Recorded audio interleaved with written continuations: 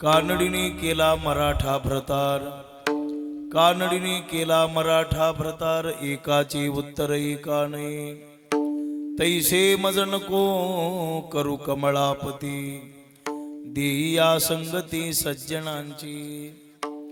तिने पाचारिले इलबा म्हणून, तिने पाचारिले इलबा म्हणून, ए रूपळे आन झाली तेथे, तैसे मज नको करू कमळापती, देईया संगती सज्जनांची. तुका म्हणे एर एराजे विछिन्न, तुका म्हणे एर एराजे विछिन्न, तेथे वाढे क्षीण सुखापोटी, तैसे मज नको करू कमळापती, देईया संगते सज्जनांची. विठ्ठल विठ्ठल विठ्ठल विठ्ठल विठ्ठल. ब्रह्मानंदं परमसुखदं केवलं ज्ञानमूर्तिं, द्वंद्वातीतं गगनसदृशं तत्त्वमस्यादिलक्षणम्, एकं नित्यमिमलमचलं सर्वधी साक्षीभूतं, भावार्थितं त्रिगुणरहितं सद्गुरुं तन्नमामि. पांडुरंगा करू प्रथम नमन, दुसरे चरण संतांचिया, त्यांच्या कृपादानी कथेचा विस्तारू. बाबाजी सद्गुरु दास तुका, काय माझी वाणी मानेल संताशी, रंजवू चित्ताशी आपुलिया, हे वाट गोमटी वैकुंठाशी जाता, रामकृष्ण कथा दिंडीत ध्वजा. नमो ज्ञानेश्वरा नमो ज्ञानेश्वरा, निवृत्ती उदारा सोपान देवा, मुक्ताबाई नमो त्रिभुवन पावनी, आद्यत्रय जननी देवांची आ. संपाद्य ज्ञानंच विधाय भक्तिं, विलोकितो येन समाधिराज, वैराग्यवंतं सुविचारयुक्तं, नमामि जोगं शिरसा गुरुंतं. मस्तक हे पायावरी या वारकरी संतांच्या, श्री संताची माथा चरणावरी, साष्टांग हे करी दंडवत. कानडीने केला मराठा भ्रतार, कानडीने केला मराठा भ्रतार, एकाचे उत्तर एका नाही, तैसे मज नको करू कमळापती, देईया संगती सज्जनांची. आज या पुण्यभूमीमध्ये ग्रामदेवत मारुतीरायाच्या समोर परमात्मा पंढरीनाथाच्या कृपेने माऊली महावैष्णव ज्ञानोबाराय, जगद्गुरु संत श्रेष्ठ तुकोबाराय, विश्वगुरु निवृत्तीनाथ दादा या सकल संतांच्या कृपेने आज या पवित्र हरिदिनीच्या दिवशी सेवेसाठी निवडलेला अभंग महान संत श्रेष्ठ जगद्गुरु तुकोबाराय यांचा हा 4 चरणाचा अभंग असून, या अभंगाच्या द्वारा जगद्गुरु तुकाराम महाराज परमात्मा पंढरीनाथाकडे मागणी मागतात. विठ्ठला विठ्ठला विठ्ठला.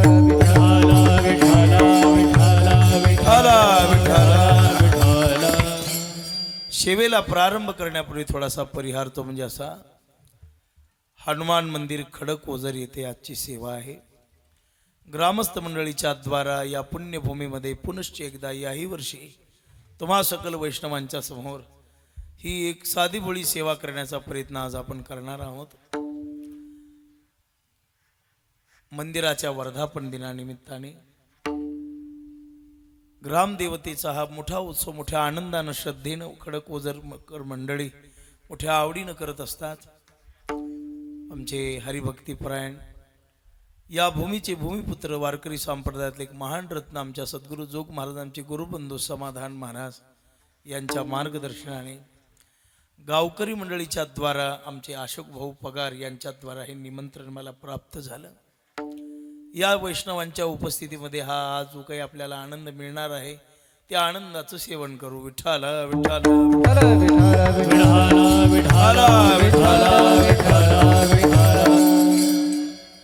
आता कार्यक्रमाची पूर्णाहुती अगदी समीप आलेली आहे, म्हणजे उद्याच काल्याचं कीर्तन. आपल्या संप्रदायामध्ये काही अशा अलिखित परंपरा आहेत की ज्याचं कुठेही लिखाण नाही, पण परंपरेने चालत आलेल्या गोष्टी आहेत.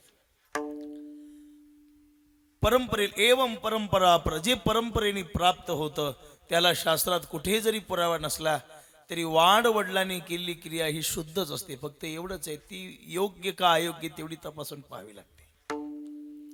आपल्या परंपरेमध्ये असं आहे की पहिल्या दिवशी हे कीर्तन, दुसऱ्या दिवशी ते कीर्तन, अमुक दिवशी हे, आणि शेवटच्या दिवशी भगवान परमात्म्याचं चरित्र वर्णन करणारं कीर्तन, आणि त्याच्या अगोदरच्या पूर्वरात्रीला पूर्वसंध्येला मागणी पर अभंग घेण्याची आपली परंपरा आहे. 7 दिवस जी आपण 7-8 दिवस जी परमात्मा पंढरीनाथात सेवा केली, आणि सेवा केल्यानंतर जो काही आपला अधिकार निर्माण होतो तो देवाच्या जवळ मागायचं काय असतं. देवाच्या जवळ आज मागण्याचा अधिकार निर्माण होतो. परमेश्वराला काय दे म्हणून इच्छा करायची असते, काय मागायचं असतं ते आपल्या स्वयंबुद्धीनं मागायचं नसतं, ते संतांच्या अभंगाच्या द्वारा देवाला मागायचं असतं. आपली बुद्धी विषयात बरबटलेली आहे. आपल्याला देवाच्या जवळ परमार्थ जरी जीवानं केला तरी त्याची अपेक्षा संसार सुखाचा व्हावा याच्यासाठीच त्याचा परमार्थ असतो, नाही का. कुठे जरी गेला तरी महाराज, आणि विषयामध्ये तो बद्ध झालेला असल्यामुळं, विषयाचं पांघरून त्याच्या चित्तावर बसलेला असल्यामुळं तो भगवत प्राप्तीच्या जवळ जाऊ शकत नाही, देवाबद्दल मागू शकतच नाही. गेला तरी हेच मागणार की आपल्या जीवनामध्ये ज्या काही कमी जास्त गोष्टी आहेत संसारामध्ये, वाढावे संतान, ग्रही व्हावे धनधान्य, ल्यावे खावे बरे असावे सदैव, आणि हेची करी हाव संसारी. देत काहीच नाहीत आणि मागितल्याशिवाय राहत नाहीत. विठाला विठाला विठाला विठाला विठाला विठाला विठाला. संतांचं तसं नाही महाराज. सर्व काही समर्पण परमात्म्याच्या चरणावर करून सुद्धा ते काही देवाच्या जवळ मागत नाहीत. हा त्यांचा मोठेपणा आहे. पण परमात्मा त्यांच्या अवतीभोवती लुडबुड करत असतो, काहीतरी मागा, काहीतरी मागा, मला याच्यातून थोडंसं मुक्त करा, असं परमात्मा इच्छा व्यक्त करतो. आपल्याकडे देव पाहतही नाही. 2 आपण खराब झालेली पानं, कुजलेली सुपारी परमेश्वराच्या ठेवून आपण सगळ्या परिवाराचं सुख मागत असतो. आपली सेवा काही नसते म्हणून तो देतही नाही, आणि ज्यांची सेवा आहे त्यांच्या समोर तो येतो, पण सेवाधारी दुसरं काही घेतही नाही. विठाला विठाला विठाला विठाला विठाला विठाला. त्यांच्या जीवनामध्ये केलेली प्रत्येक क्रिया ते देवाला समर्पित करतात. महापुरुषांचं असं आहे, जेवायचं आपण आणि समर्पित करायचं देवाला. जेवण झालं की श्रीकृष्ण अर्पण म्हणायचं. तुम्हाला चांगला न्याय, हाच न्याय. विठाला विठाला विठाला विठाला विठाला विठाला. भजन करायचं आपण आणि शेवटी देवाला म्हणायचं, नामा म्हणे लाखोली सदा, अनंत नामे बाहू गोविंदा. देवा तू करून घेतलंस, तुझं तुला समर्पित. आपल्याकडे मी केलं ही संसारामध्ये गोष्ट, अहंकार हा संसारामध्ये असतो. मी माझ्यामुळे झालं, मी केलं. आणि परमार्थ तसं असं, देवा करून घेणारा तू आहेस, करता तू आहेस, तुझं तुला समर्पित. आणि म्हणून प्रत्येक क्रियेच्या द्वारा, प्रत्येक कर्माच्या द्वारा त्यांनी परमेश्वराला जोडलेलं आहे. म्हणून क्रियाही परमेश्वराला समर्पित करतात आणि आपल्या जीवनाचा भारही त्याच्या चरणावरती वाहतात. पण त्यांच्याकडे एवढं मोठं औदार्य आहे, काही जरी झालं तरी ते देवाला काहीच मागत नाही. तुकोबाराय सांगतात, तुका म्हणे जीव भाव देवा पायी, तुका म्हणे जीव भाव देवा पायी, तुका म्हणे जीव भाव देवा पायी, तुका म्हणे जीव भाव देवा पायी. देवोनिया काही न मागती, देवोनिया काही न मागती, देवोनिया काही न मागती, देवोनिया काही न मागती. जीव भाव देवाला समर्पित करतात, पण काही मागतच नाही देवाकडे. मग एके दिवशी परमात्म्यालाच असं वाटायला लागतं की यांच्याकडे आपण काहीतरी केलं पाहिजे, यांच्या प्रपंचामध्ये, परमार्थामध्ये. पाहू म्हणले, आता हे पहा, परमात्मा जे आपल्या जवळ येतो ना, ते काहीतरी देण्यासाठी नाही, परीक्षा घेण्यासाठी येतो. देव फार हुशार आहे. चांगली माणसं चाळून घेण्याची त्याची सवयच आहे महाराज. जसं एखाद्या नोकरीमध्ये वगैरे निवडत असताना फार कसोटी लावून, सैनिक कुणालाही घेतलं जातं का त्याच्यात, डॉक्टर कुणालाही केलं जातं का, महाराज कुणालाही केलं जातं, तो विषय जगात परीक्षा नसणारं एक क्षेत्र आहे. कोणतं? कीर्तनकार. गायक वादक नाही बरं का, यांच्या परीक्षा आहेत. गायक वादकाच्या परीक्षा आहेत. गायकाला कॉफी करता येत नाही, मृदंगाचार्याला कॉफी करता येत नाही, यांना प्रयत्न आणि सरावच करावा लागतो. काहीच न करता टिप्पण पाठ करून करता येणारं साधन कीर्तन आहे. सरावाची गरज नाही, कशाची गरज नाही. पण बाकीच्या गोष्टीमध्ये तसं नाही. मग काहीतरी परीक्षा वगैरे काहीतरी परमेश्वराच्या जवळ आणि परमात्मा समोर उभा टाकतो आपल्या भक्ताच्या, म्हणायला लागतो, अरे तुम्हाला काय पाहिजे ते मला सांगा, तुमची अपेक्षा काय आहे, की त्याचा स्वभावच आहे. आपण निवडून घेऊ म्हटले याच्यातून. परमार्थामध्ये येतात हजारो पण टिकत नाहीत हजारो. ज्ञानोबरायची भाषा आहे. मनुष्य भगवान सांगतात अर्जुना मनुष्याणाम सहस्रेषु. त्याच्यावर ज्ञानोबरांनी गोडवोवी केली. एवढंच तुकडं लक्षात ठेवा. अस्तेच या महापुरी रिघताती कोटीवरी, पण प्राप्तीची पैल तिरी विपाईला निघे. एखादाच अनेकांना तिथपर्यंत वाटचाल करत नाहीत. महाराज सांगतात विरळा पावे विरळा पावे विरळा पावे विरळा पावे विरळा पावे विरळा पावे विरळा पावे विरळा पावे विरळा पावे विरळा पावे विरळा पावे विरळा पावे विरळा पावे विरळा पावे विरळा पावे विरळा पावे. अवघड गोवे शेवटचे अवघड गोळ शेवटी गे विरळा पावे विरळा पावे विरळा पावे विरळा पावे. अवघड गोड सेवटी अवघड गोड सेवटीचे विरळा पावे विरळा पावे विरळा पावे विरळा पावे. येतात हजारो पण टिकत नाहीत हजार. शाळेमध्ये अनेक विद्यार्थी असतात. सगळे काही क्लास वन अधिकारीच होतात का? काही कुठं काही क्लास वन, काही क्लास टू, काही कसे काही कुठंच नाही झाली तर वरातीत नाचायला. जीवनामध्ये असं आहे बघा, प्रत्येकाच्या प्रारब्धाने काही गोष्टी मिळतात आणि काही गोष्टी प्रयत्नाने मिळतात. संसार प्रारब्धाने चालतो आणि परमार्थ मात्र प्रयत्नाने करावा लागतो. आणि परमार्थामध्ये नेहमी सावध असावं लागतं. कोण कोण्या वेळेला आपल्याला खाली खेचून आणण्याचा विचार करेल काही सांगता येत नाही. आपल्या साधनेवर परमात्मा सुद्धा टपलेला असतो. म्हणून आमचे महाराज सांगत असं म्हणले, डोंबाऱ्याच्या पोरीला खेळ खेळत असताना त्या दोरीवर नाचताना जेवढं जपून चालावं लागतं त्याच्यापेक्षा करोडोपटीनं परमार्थ करणाऱ्या साधकाला जपून वागावं लागतं. संसारात एखादा डाग लागला, एखादा पाय घसरला तर ते भरून निघू शकतो. पण परमार्थामध्ये जर एखाद्या वेळा एखादा डाग लागला, चंद्र सूर्य आहे तोपर्यंत धुवून जात नाही. पण ते गाडीमध्ये ड्रायव्हर लोक कॅसेट लावतात. विकास बा काजल से काला क्या है ते काय कोणाचं, हा अनुपजींचं नाही का, कॅसेट मध्ये लावतात. जल से पतला कोण है, कोण भूमी से भारी भारी, कोण आगन से तेज है कल, कोण काजल से काली. कोण आगन से तेज है, कोण काजल से काली. मला फार नाही सांगायचं, काजळापेक्षा काळा कलंक आहे बरं का. काही धुवून निघेल महाराज माणसाच्या जीवनामध्ये. काही संसारात हजार चुका माफ होतील पण परमार्थामध्ये एकही चूक माफ होऊ शकतच नाही. विठ्ठला विठ्ठला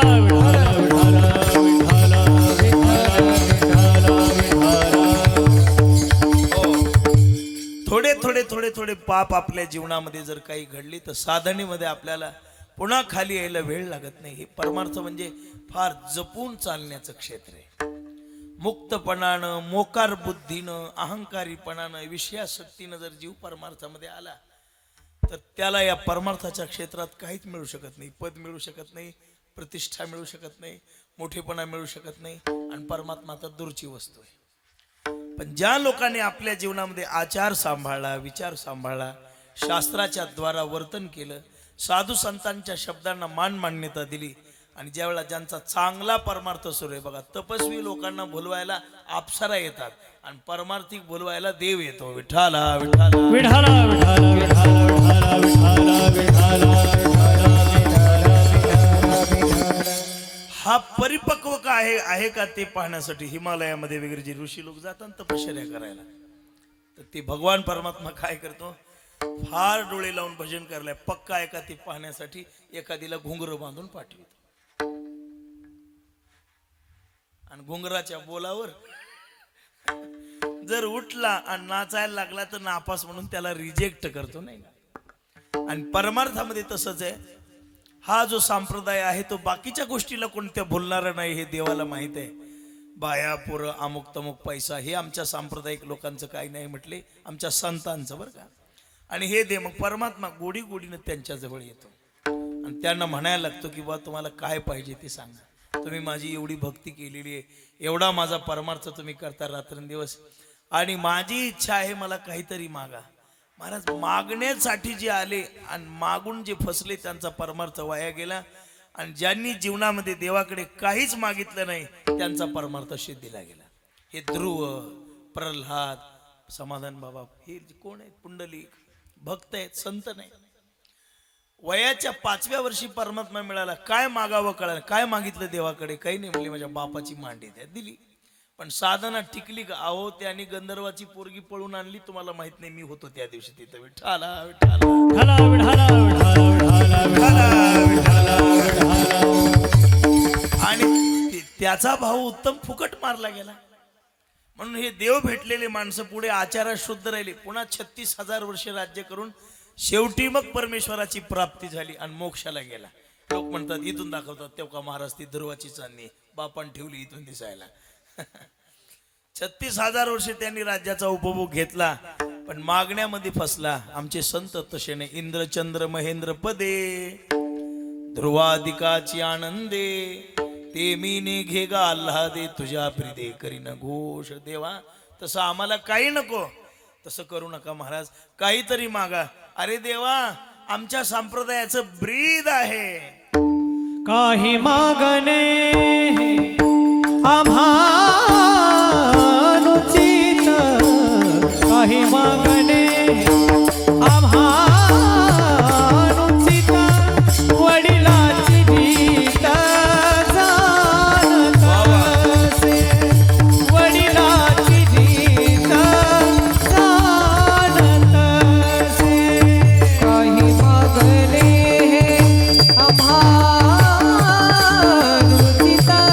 काही मागणे आम्हानुचित, वडिलाची भीत जाणत असे, वडिलाची भीत जाणत असे.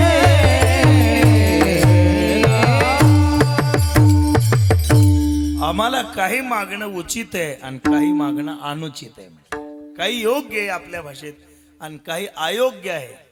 काय मागावं तुझ्याकडे, देवाकडे मागत असताना हे मागायची गरज नाही. आणि पद प्रतिष्ठा हे प्रारब्धाने मिळणारे, परमात्मा देऊ शकत नाही. प्रसन्न झाल्यावर देईल, तुम्हाला काय पाहिजे तो परमात्मा देईल प्रसन्न झाल्यावर. पण त्या देवाच्या जवळ इच्छा व्यक्त करत असताना न मिळणारी गोष्ट देवाच्या जवळ मागा. प्रारब्धाने मिळतं ते मागायचं नाही. अन्न मिळतं आपल्याला, मान मिळतो आपल्याला, प्रतिष्ठा मिळते आपल्याला, एखादा गुणही प्राप्त होतो आपल्याला, एखादी साधनाही आपल्या द्वारा घडते. पण देवाच्या जवळ गेल्यानंतर हे मागावं की हे परमेश्वरा, जे आम्हाला कधीही प्राप्त होऊ शकत नाही आणि न मिळणाऱ्या गोष्टी या जगामध्ये दोनच आहेत, एक भगवंताच्या भजनाबद्दल प्रेम आणि दुसरी संतांची संगती. दुसरं काही नाही, सगळं सोपं आहे. एक महाराजांचं सुभाषित आहे, श्लोक आहे, ते सांगतात दुर्लभ काय आहे या जगामध्ये. ते म्हणतात मनुष्य जन्म दुर्लभ आहे पण मिळू शकतो.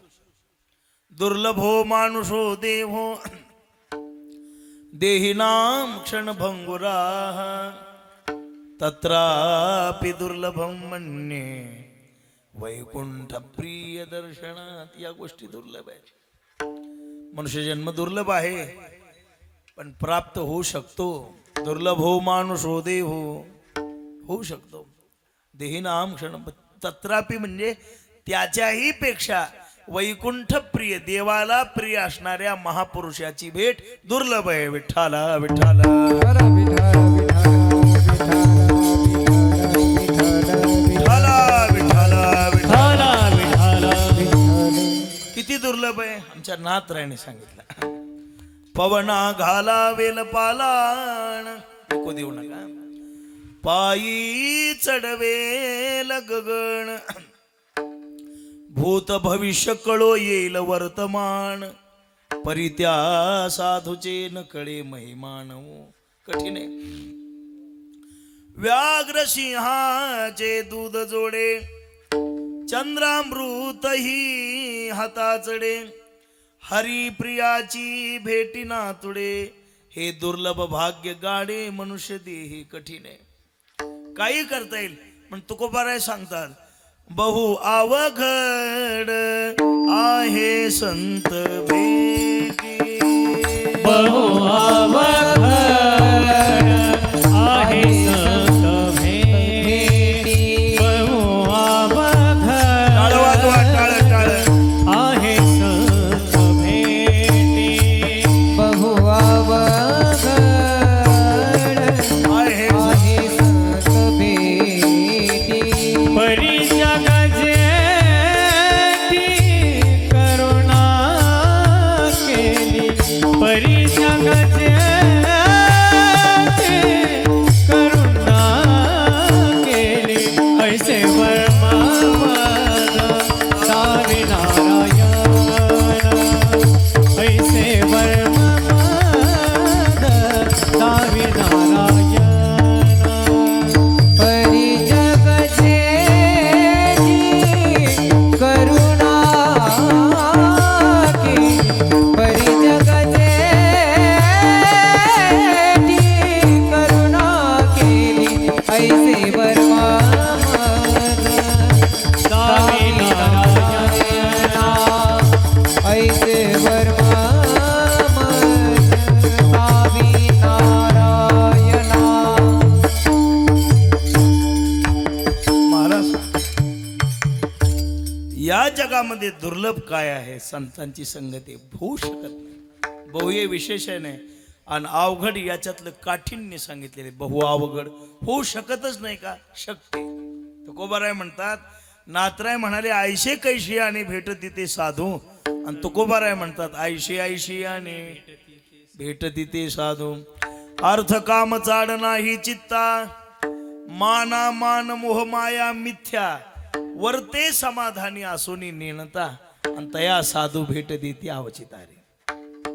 ज्याच्या जीवनामध्ये कुठल्याच प्रकारची अपेक्षा नाही. काम म्हणजे इच्छा अर्थ पैशाची काय नाही इच्छा नाही. अर्थ काम चाड नाही चित्ता. पुन्हा मानामान कुठल्या मानाची याची त्याची गरज नाही म्हटले. कुठल्या पदवीची गरज नाही. आता हार बारीक आणला तर महाराजाचा चेहरा पडतो आणि पत्रिकेवर फोटून त्याची पदवी जर नाही टाकली तर कीर्तनाला मूड येत नाही. त्यालाच मूड फुटतात पुन्हा बरं. अशी अवस्था निर्माण होते. माना मान मोह माया मित वरते समाधानी असोनी नेणता. जाणता ज्ञानी विद्वान असून सुद्धा समाधानानं जीवन जगतं. कुठली तळमळ. एक व्यवहार आहे. नदी गोदावरी स्थिर वाहते. काठावर झोपलेल्या माणसाला सुद्धा तिचा वाहण्याचा आवाज येत नाही आणि ओढा तासभरच वाहतो पण 2 गावाला जागा करतो. उथळ पाण्याला खळखळाट. आपल्या संप्रदाय अल्पविद्यापरी गर्व शिरोमणी मज हुनी ज्ञानी 2च प्रमाण पाठ असू द्या त्याला वाटतं कधी एकदा म्हणून ते बाण लावूनच असतं महाराज. 2च चाली येऊ द्या ते स्थिर बसत नाही. ज्यांच्याकडे समुद्र आहे ना अशी माणसं आणि स्थिरतेला एवढे प्राप्त झालेले असतात की आपल्याला कधी कधी खुणवावं लागतं म्हणा आता. पण ते श्रवणातच समाधान मानतात नाही का.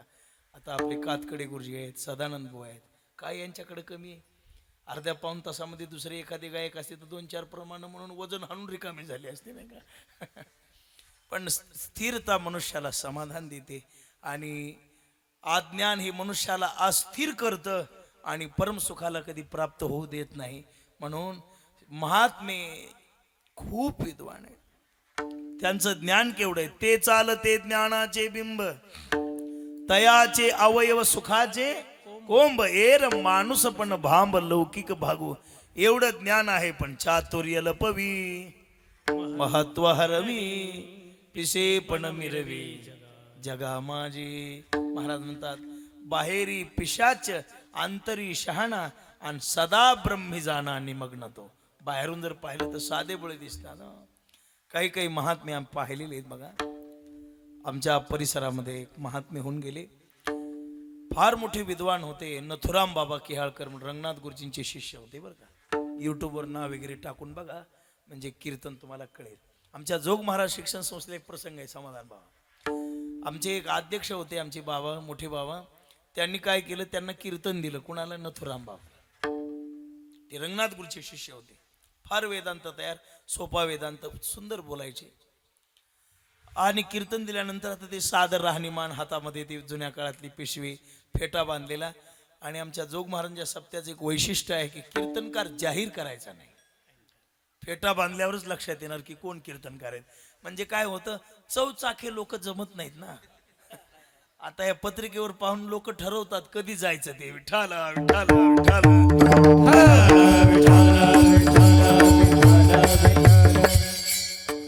ती झाडणार जी विद्या, हरिपाठ वगैरे झाला, जी स्वच्छता करणार जी मुलं होती, ते आपल्या मंडपात येऊन निवांत बसले. ज्ञानोबाला दर्शन घेतलं, बसला उतरले. मंडपात येऊन बसल्यावर काहींच्या लक्षात आलं नाही. त्यांनी उठून, अ बाबा उठा, चला बाहेर जा, आम्हाला स्वच्छता करायची. हे उठले, बाहेर जाऊन बसले. बाहेर गेल्यानंतर पुन्हा तिथं गेली, काय इथेही स्वच्छता करायची, उठा. ते पलीकडे जाऊन बसले. आणि विठोबा रुक्माई झाल्यानंतर हे विना घ्यायला येऊ लागल्यावर एका मुलाने अडवलं, हे काय एवढं त्रास करायला म्हणले बघापासून, बसणं बाबा कुठं तरी एका ठिकाणी. ते मोठे भावाने पाहिलं, अरे आजचे कीर्तनकार तेच आहेत म्हणले. आणि असं सांगतात लोक, ज्या वेळेला कीर्तन सुरू केलं त्यांनी, ब्रह्मरस गोडी तयाशी फावली, अभंग घेतला, त्यावेळेला महाराज लोक रेकॉर्डिंग करण्यासाठी रेडिओ आणायला पळत होते म्हणून.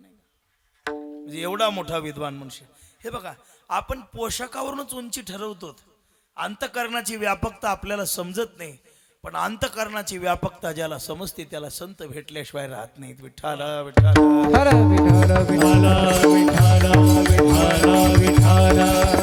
अशा लोकांना साधू पुरुष भेट देतात. पण आपली तेवढी योग्यता होऊ शकते कशी? आता परमात्माही आपल्याला म्हणाय समोर आलेले आहे, आपणही परमात्म्याला काहीतरी मागितलं पाहिजे, म्हणजे त्याचंही समाधान आहे का? बाळाने हट्ट केला तर बापाला बाप झाल्यासारखं वाटतं, तसं भक्तांनी माझ्याजवळ काही हट्ट केला तर देवाला त्याचा मोठेपणा वाटतो. काय पाहिजे सांगा महाराज देवा? आमच्या प्रपंचामध्ये, आमच्या जीवनामध्ये आम्हाला काही कमी नाही. फक्त आमच्या जीवनामध्ये एकच गोष्ट आम्हाला कमी, दुसरं काही नाही. द्यायचं असेल तर हे दे.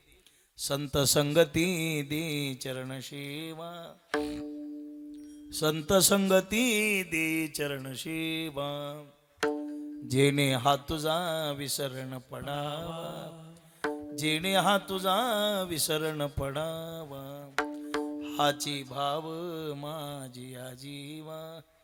दुसरी आमची अपेक्षा नाही. पूर्वी देवा मनोरथ द्यायचं असेल तर हेच दे.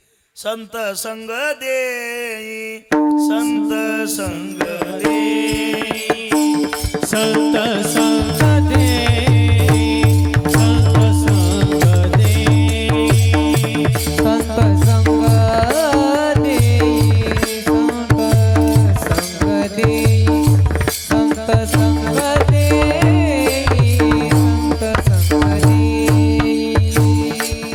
संत संग दे,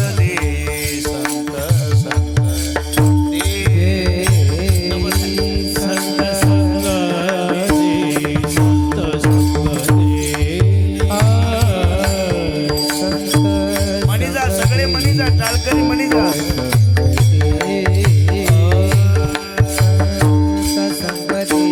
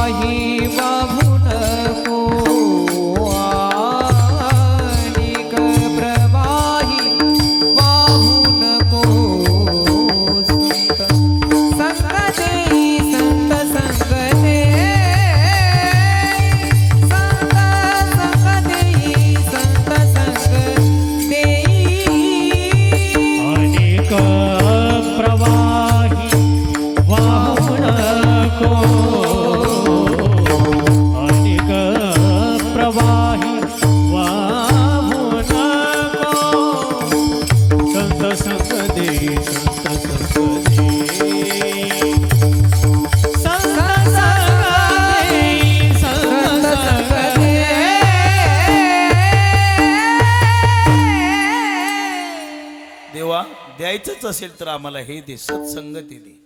पण हा जो अभंग आहे 3 चरणामध्ये दृष्टांत आहे आणि एका चरणात सिद्धांत आहे. या अभंगामध्ये दृष्टांताने हा अभंग भरलेला आहे आणि सिद्धांत एवढाच आहे, देई या संगती सज्जनांची, दुसरं काही नाही. आणि बाकी सगळे दृष्टांत. काय दृष्टांत आहे? कानडीने केला, मराठा भरतार, एकाचे उत्तर, तिने पाचारिले, तुका म्हणे ये रे राजे, हे सगळे दृष्टांताचे भाव आहे. बरेचशे अभंग आहेत. लेकुराचे 3 चरणात दृष्टांत आहे आणि शेवटच्या चरणात सिद्धांत आहे. तुम्हा संतावरी ओझे हा सिद्धांत आहे, बाकी सगळे दृष्टांतच आहे. तसं आहे हे. काय दृष्टांत आहे? तुकोबारायांनी दिलेले, जुन्या काळातली गोष्ट आहे. आजही माघ वारीला कर्नाटकातली लोक येतात नाही का.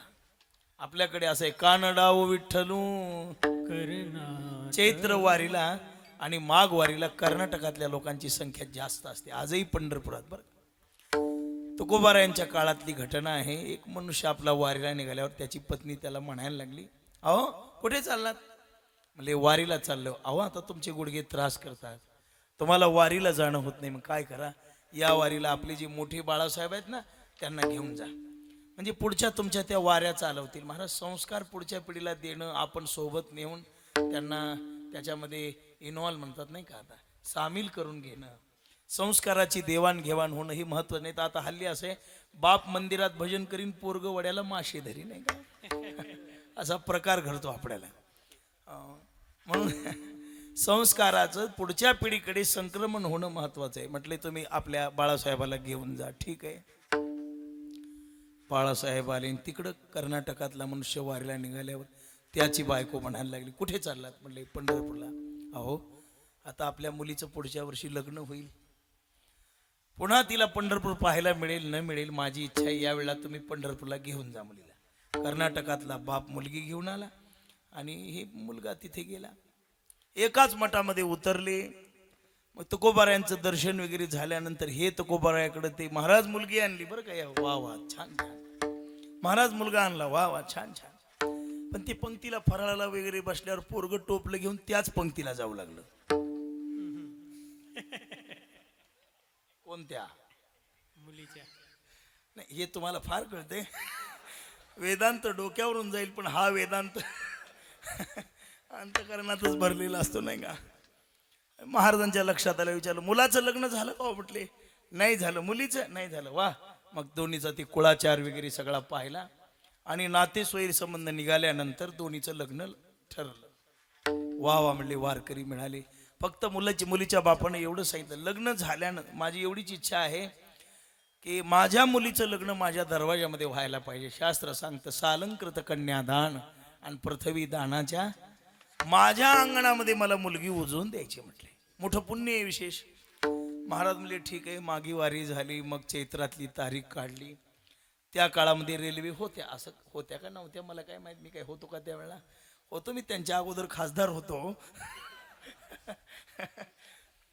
पण आणि मग ठरलं आमच्याकडे यायचं. म्हटलं ठीक आहे. आता मराठवाड्यातलं वराड निघालं. आता मराठवाड्यातलं वराड काय कमी निघतं होय? आणि तुमच्याकडचं तरी निघाले, भरपूर लोक निघाले. आता आपली मराठी भाषा आणि त्यांची कानडी भाषा, इकडून थाटामाटामध्ये निघाले, रेल्वेमध्ये बसले. त्या गावावर उतरल्याबरोबर ते कर्नाटकातले पाहुणे हात जोडत यायला लागले. मध्ये तुकाराम महाराज होते, ते काय म्हणले ते यांना सांगायचे आणि हे काय म्हणाले ते त्यांना सांगायचे. वराड गेलं, सगळी व्यवस्था वगैरे झाली, सुंदर थाटमाट झाला.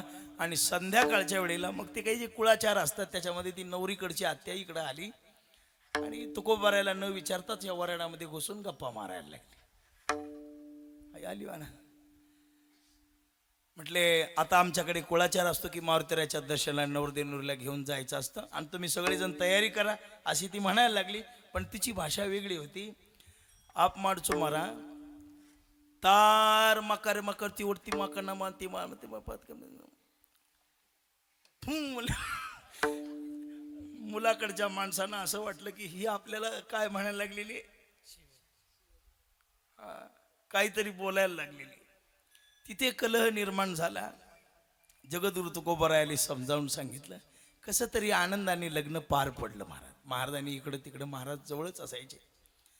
आणि लग्न पार पडल्यानंतर मग पाठवणीची वेळ आली. आता येतेच नाही का. आल्यावर मग ते रेल्वेमध्ये बसून त्यांचं ते रिझर्वेशन वगैरे VIP डब्यामध्ये केलेलं, या मुलीच्याकडच्या काही करवल्या, ते त्यांच्याकडचे काही, ते काय म्हणतात तुमच्या भागात त्याला, करवल्याच म्हणतात ना, काही परिसरात त्याला लांडगे म्हणतात मग काय म्हणतात तिकडे खाली, लांडगे म्हणतात, लांडगे. आमच्याकडे त्याला करवला म्हणतात नाही का. हां, ते सोबत होतेच. आता बसल्यावर महाराजांचा पूर्वीचा मर्यादेचा काळ होता, आताच्यासारखा उन्मत्त आणि काळ नाही, मर्यादित काळ होता. लग्न झालं पण नवरी एक शब्द बोलली नाही, नवरदेवही एक शब्द बोलला नाही. असा फार महाराज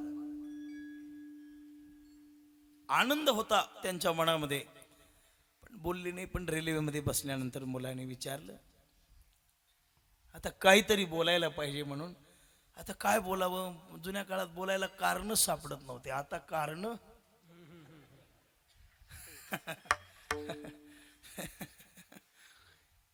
बसल्यावर त्यांनी विचारलं, अहो, तिनं अशी मानेनं खुणवलं, काय म्हणून, हे कोणतं स्टेशन आहे. तिने सांगितलं, ए नंद्री. काय सांगितलं, ए नंद्री. येलदरी आहे म्हणला, आमच्याकडे बी आहे. झालं एवढंच बोलणं. दुसरं स्टेशन आलं, काय बोलावं, हे कोणतं स्टेशन आहे. ए नंद्री. खुर्द बुद्रुक आहे काय म्हणला, आमच्याकडे तसे 2-2 गाव आहेत म्हणले. तिसरं स्टेशन आलं, मग विचारलं, ए नंद्री, हे कोणतं स्टेशन आहे. ए नंद्री म्हणल्यावर याचा BP वाढला. म्हणला आपल्याला ही आपली काहीतरी फजिती करायला लागलेली, काय करावं म्हणून महाराज त्यानं खाली असा बोटाकडे हात घातला आणि पुन्हा विचारलं, कोणतं स्टेशन आहे. ए नंद्री म्हणल्यावर झोडपायला सुरू केलं. महाराजांनी, काय झालं बा लग्न. अहो म्हणले, मी हिला मगापासून विचारतोय कोणतं स्टेशन आहे, आणि ती काय म्हणते, ए नंद्री. अरे तू विचारलंस कोणतं स्टेशन आहे, आणि तिने सांगितलं ए नंद्री म्हणजे काय म्हणायला. म्हणून जर समंजस बुद्धीमध्ये आपल्या विचाराची जोड आपल्या जर नाही जीवनामध्ये मिळाली, तर मनुष्याच्या जीवनाची अधोगती होऊ शकते. म्हणून एकाचे उत्तर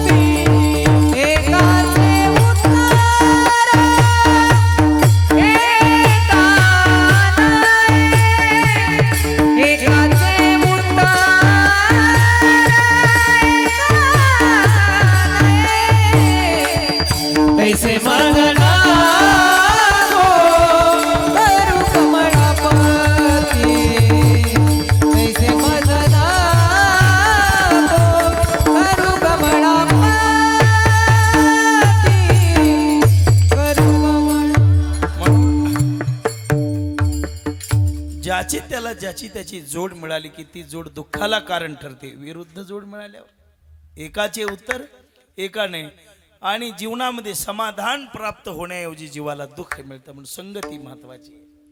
ज्या त्या गायन शिकायचे, गायकाची संगती मिळाली तर दिशा मिळते. कीर्तनकार व्हायचे, एखाद्या अधिकारी अभ्यासवान सत्पुरुषाची संगती मिळाली दिशा सापडते. सुंदर मृदंगाचार्य व्हायचे, त्याला विकास महाराजाची काय करावी लागेल? संगती करावी लागेल. अहो संगतीनं अनेक प्रश्न सुटतात शिकण्यापेक्षा. बरं का, प्रयत्नानं जे मिळतं ना त्याच्यापेक्षा काही पटीनं संगतीनं प्राप्त होतं. आमच्याकडे एक गायिका होऊन गेल्या आपल्या राष्ट्रामध्ये, महान अधिकारी होत्या त्या गायन क्षेत्रातल्या, गंगूबाई हँगल म्हणून. बरं का, फार अधिकारी होत्या, पुरुषासारखा आवाज त्यांचा. आणि त्यांची मुलाखत आपली कधीतरी मोबाईलवर बसल्यावर आपल्या जुन्या लोकांचा, त्यांनी सांगितलं की मी गायन शिकले नाही, ऐकून प्राप्त झालं. ऐकायचं म्हटलं, गुरुवारी यांच्याकडे जाऊन श्रवण करायचं. तसा मृदंग सुद्धा सरावानी येतो, प्रॅक्टिसने येतो, पण श्रवण करावं लागतो नाही का. आणि कीर्तन तर श्रवण केल्याशिवाय येतच नाही. स्वयंबुद्धीनं ज्ञानेश्वरीने गाथे पाठ करा, पण दुसऱ्याचं ऐकल्याशिवाय कीर्तन जमतच नाही. विठाला विठाला विठाला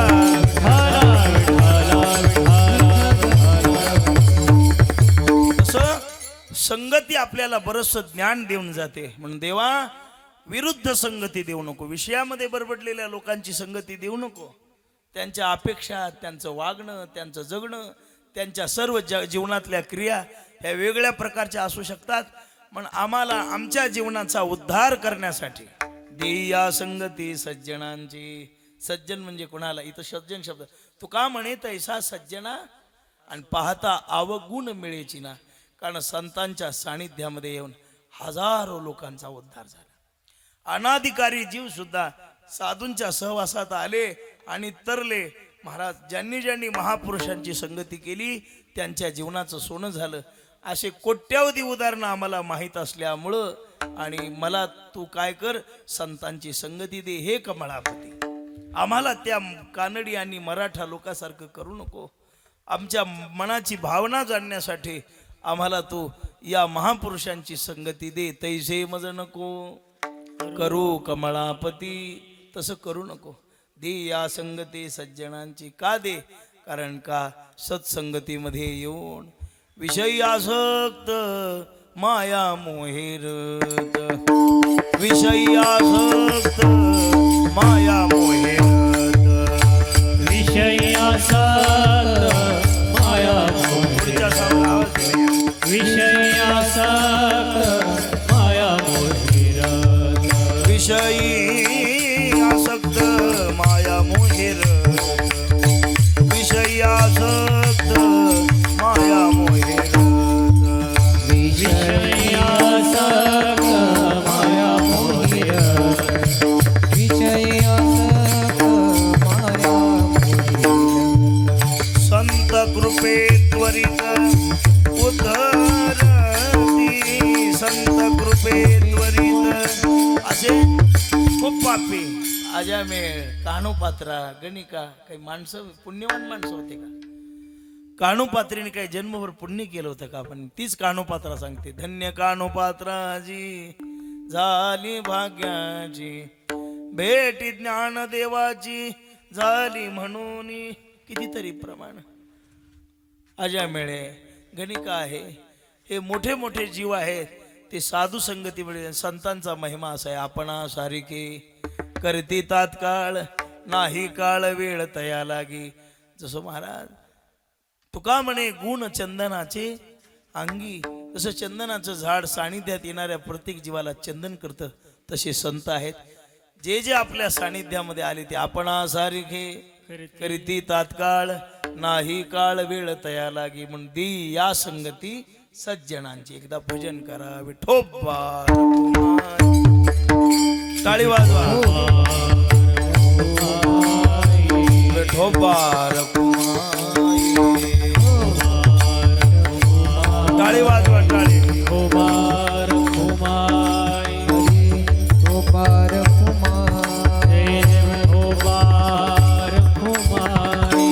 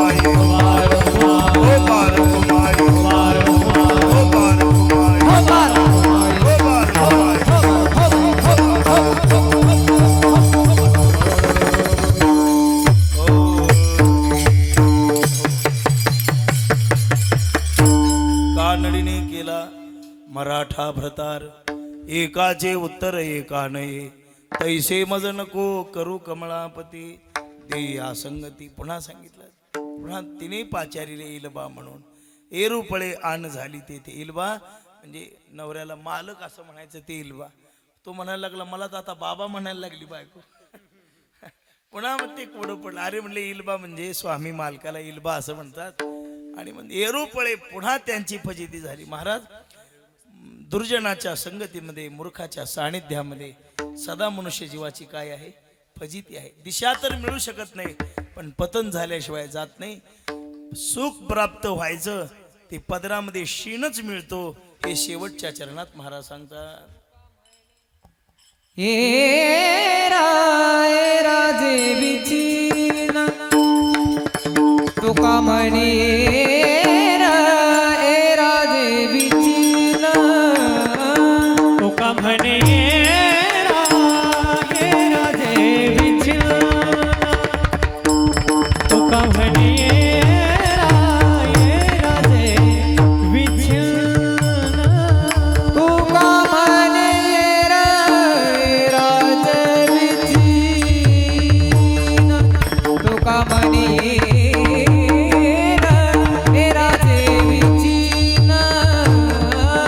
तुका म्हणे ये राजे विछिल तुका म्हणे ये राजे विछिल तेथे वाढेसीना सुखापोटी तेथे वाढेसीना सुखापोटी तेथे वाढेसीना सुखापोटी तेथे वाढेसीना सुखापोटी तैसे मजन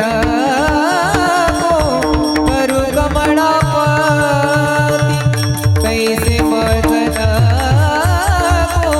करू कमळापती तेथे वाढे सीन सुखापोटी तेथे वाढे सीन सुखापोटी तेथे वाढे सीन सुखापोटी तेथे वाढे सीन सुखापोटी तैसे मजन करू कमळापती तैसे मजन करू कमळापती देया संगती सज्जनाची सज्जनाची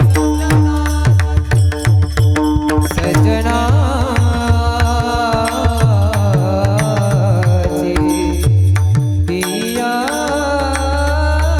संगती सज्जनाची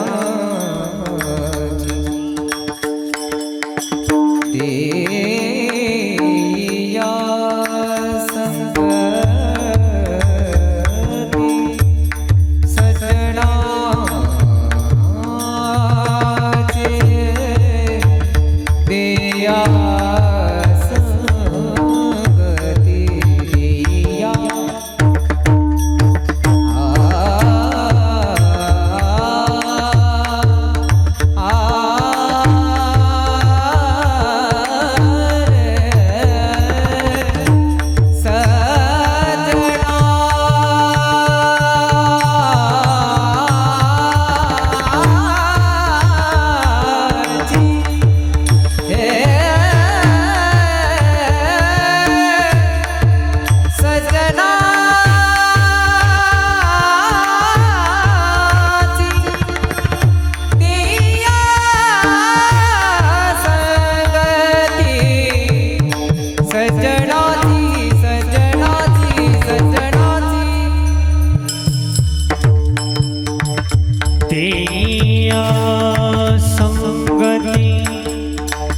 सजना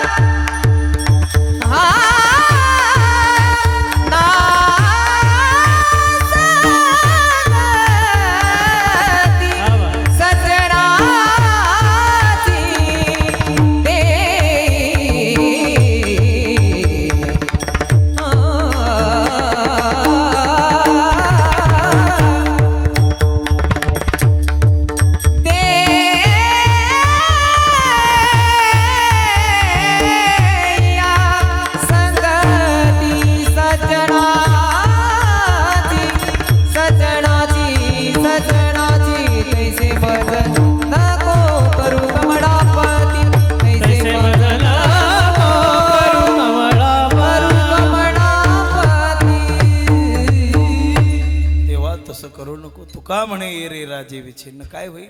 मतभेद निर्माण होतील आणि सुख प्राप्त व्हायचं त्यात संगतीमुळे, दुर्जनाच्या संगतीमुळे, संसारिकाच्या संगतीमुळे. आमच्या पदरामध्ये दुःखच पडेल, सुख लांबला राहील, लांब राहील, पश्चाताप वाट्याला येईल. म्हणून आम्हाला समाधानाने तुला जर ठेवायचं असेल आणि आम्हाला जर काही तुला द्यायचं असेल तर हेच दे. देया संगती सज्जनांचे. ज्ञानेश्वर माऊली, ज्ञानराज माऊली, टाळी वाजवा, बोला ज्ञानेश्वर माऊली, ज्ञानराज माऊली, जय जय ज्ञानेश्वर माऊली, ज्ञानेश्वर माऊली,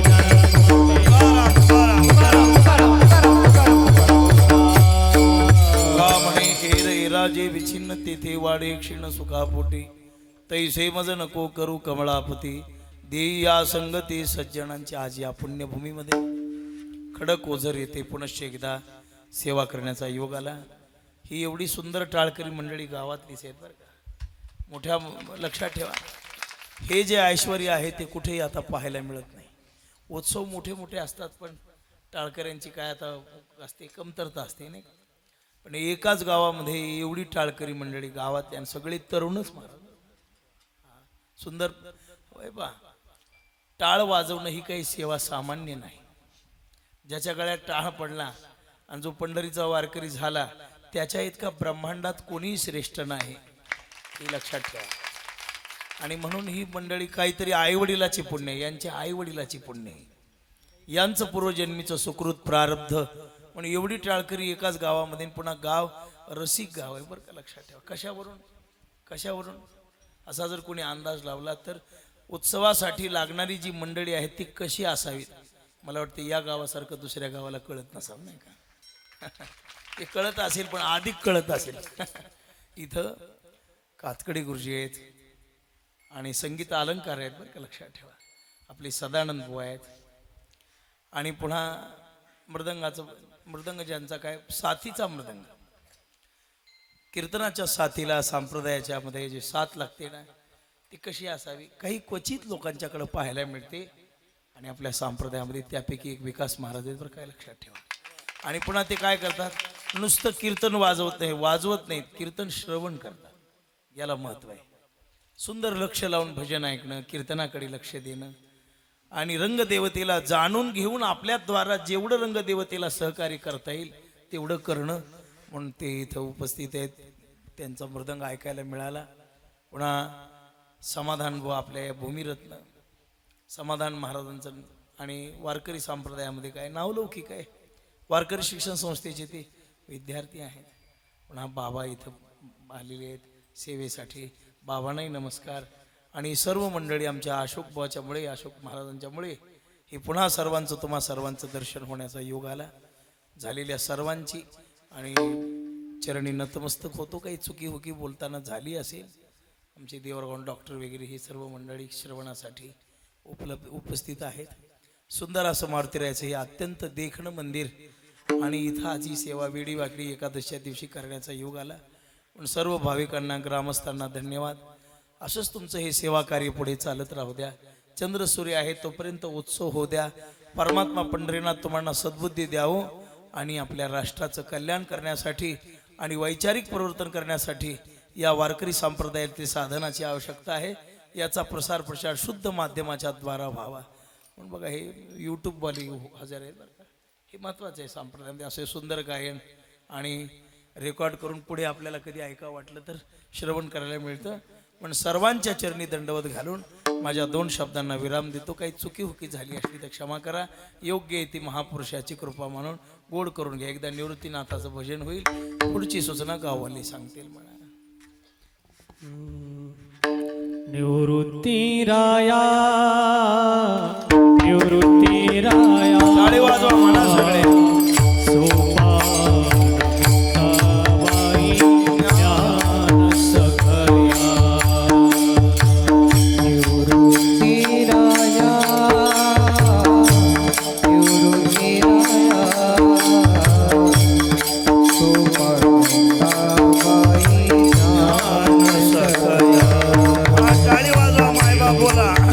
राया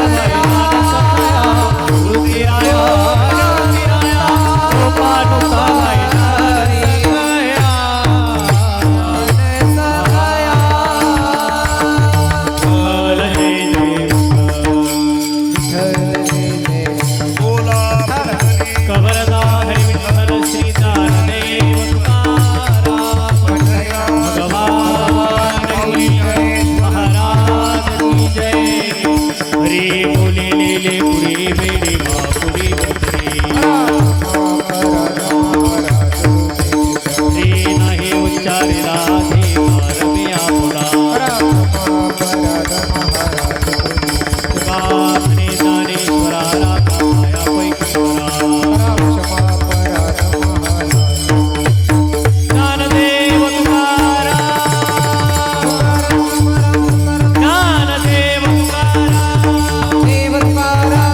तुकाराम